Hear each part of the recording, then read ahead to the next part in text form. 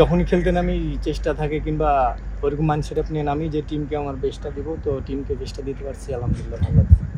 তুমি লাইফে যেখানে থাকো শিখতে থাকো এবং নিজেকে মেনটেন করো, ফিটনেস দূর রাখো এবং লাইফে যেখানে যাবা শিখবা, শেখার কোনো শেষ নেই।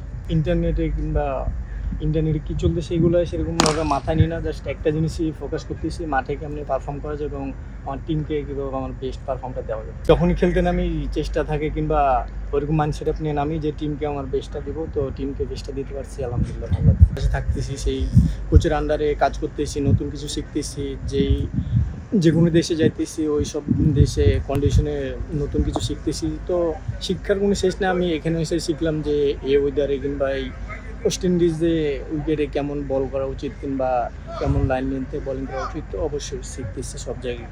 আমার অবশ্যই জামাইকাতে লাস্ট ম্যাচ শেষ হওয়ার পরে কর্টিনাল বলতেছিল যে তুমি নিজের খেয়াল রেখো এবং নিজের প্রতি যত্ন নিও, ফিটনেস এবং শিখতে থেকো, শেখার কোনো শেষ নেই।